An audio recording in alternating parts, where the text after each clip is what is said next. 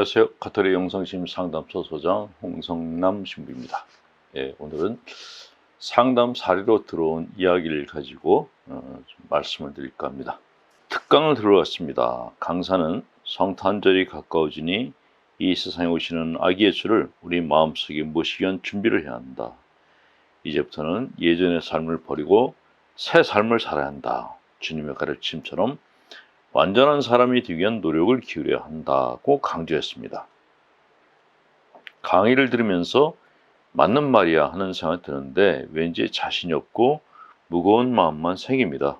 저는 성당에서 기도할 때면 마음이 편안하다가도 성당 밖에만 나가면 다시 세속적인 상태로 돌아가서 제가 신앙인이 될 자격이 없는 것은 아닌가 하는 자격지심에 시달리곤 합니다.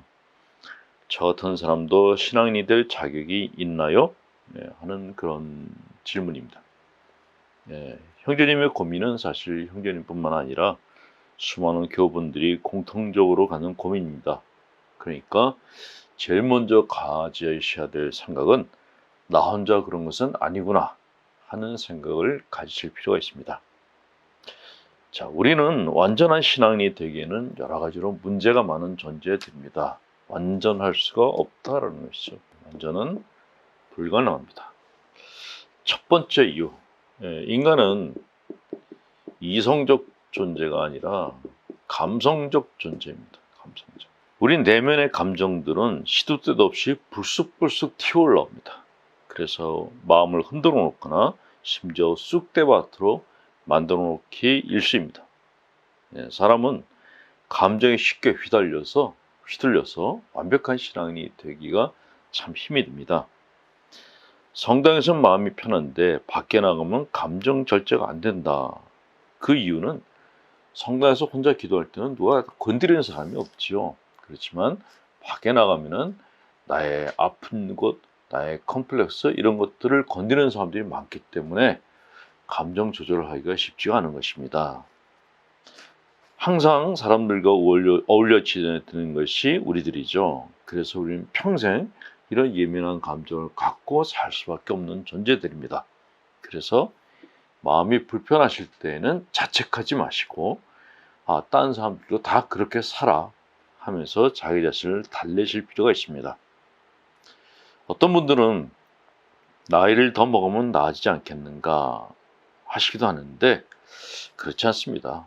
어릴 때는 어린 대로, 나이 들어서는 나이 든 대로 사람 마음을 뒤흔드는 것이 달라집니다. 그러니까 그런 기대는 하지 않는 편이 좋습니다. 자, 두 번째 이유, 사람의 마음이 정상적이지 못하기 때문에 그렇습니다. 우리는 이상한 행동을 하는 사람을 보면 배관시하고 정신병자 취급을 합니다. 그것은 자기는 정상이다라는 것을 전제로 하는 행위인 것이죠. 자, 그러나 우리가 정상이라고 생각하는 건 평균적인 의미이고 정신의학에서는 일반 사람들의 자아 역시 정신병자들의 자아와 크게 다르지 않다고 이야기합니다. 즉, 모든 사람들의 마음속에는 복잡한 욕구와 갈등이 실타래처럼 얽혀있고 모두들 다 자기 컴플렉스를 껴안고 살고 있다는 것입니다.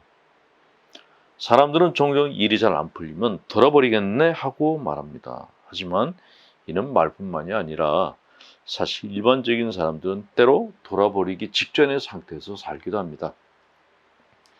마음이 자유롭고 편안해지려면 엉킨 실타래 실끝처럼 자기 속에 있는 문제의 실마리를 찾아야 됩니다. 하지만 그 실끝이 너무 작은 데다가 깊은 곳에 숨어 있어서 완벽한 신앙인의 마음가짐을 갖는 것은 하늘의 별 따기처럼 어렵습니다.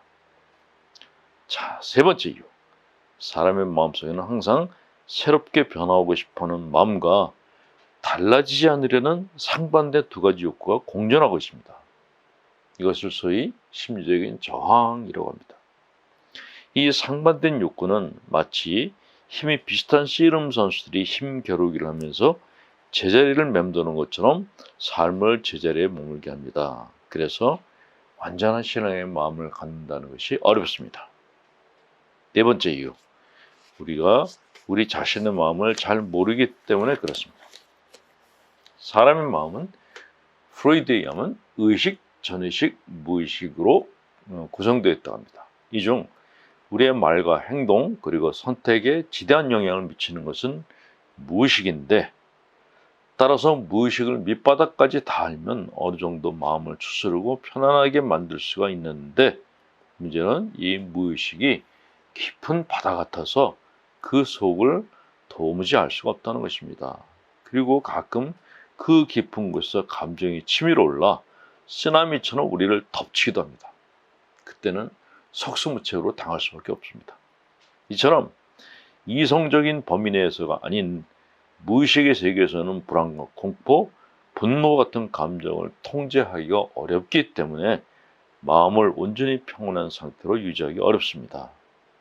마음은 언제 풍랑이 닥칠지 모르는 망망대해를 거쳐가는 배와 같습니다.